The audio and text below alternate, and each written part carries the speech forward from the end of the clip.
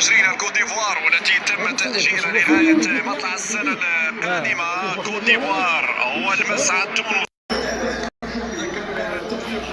قام بتبديلين في الشوط المباراة الأول بدخول لاعب صورة وبدخول أيضا مؤيد الفي، بينما المنتخب التونسي بنفس العناصر يحضر كذلك مع بداية الشوط المباراة الثاني. الصورة للجمهور الذي يحضر اليوم في مدرجات استاد رادس، وأكيد المساندة والمؤازرة دائما تأتي من الجماهير التونسية للمنتخب، إضافة إلى بعض الجماهير الليبية حاضرة كذلك في ملعب حمادي العقربي تساند فرسان المتوسط في هذا الامتحان في هذا الديربي الصعب هنا في العاصمة تونس. إذا ينطلق شوط المباراة الثاني.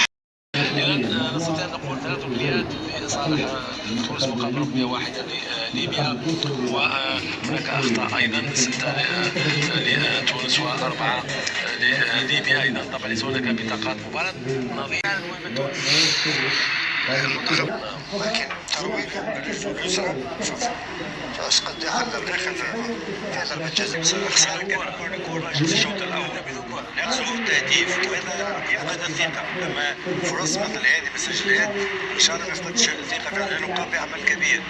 اللاعب هذا يوصل إلى الآخرين، يوصل إلى المرمى بشكل مناسب، لكن يجازي دائما.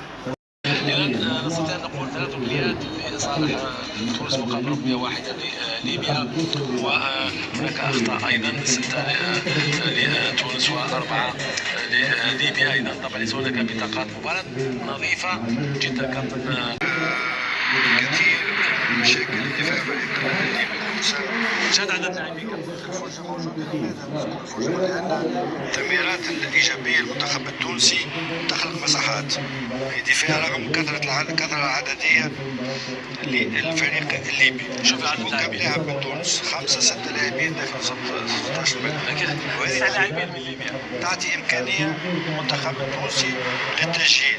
يعني لما اتفق معناتها يكون الجزائري يكون مساكن يكون لاعب فراس بالعربي، لكن احمد ممتاز حارس احمد شغل هنا مثل تشتيكن ونشوفوا خالد شغل يده اليسرى كانت ممكن تغير مجرى المباراة. طبيعي جات في وقت 38 شوف هو من يتلقى الكرت الأصفر بعد التدخل الماضي. هذه شكرا مخرج المباراة لأنه يؤكد لي هذا اللاعب مميز عند المنتخب التونسي علي أو حلب على المجبري. تمريراته دائما رائعة وسحرية ودقيقة وجميلة وفتح المجال لزملائه. يفوز ينجح في التصدي، تتحول الكرة مباشرة، نبحث عن المزيد، وتونس نعم تريد هدف رابع قبل نهاية المباراة. علي معلول يستعد لتنفيذ هذه الركنية، معلول يرفع كرة، معلول ومعادل في يتصدى انطلاقة في المرتد، لكن لا ترجع بسرعة الكرة. ماذا يقول الحكم؟ فاليري يانلي اللاعب اللي دخل كظهير ايمن مكان وجدي كشريده، رجعت صورة ضيعها، وفي بعد ذلك ضربة حرة لفائدة المنتخب الليبي. فعلا الامور كانت محسومة من الجولة الاولى مشاهدينا الكرام. كرة تمشي للجهة اليمنى، محاولة مرور عن طريق اللاعب صورة لمن توصل على الجهة اليسرى في التغطية.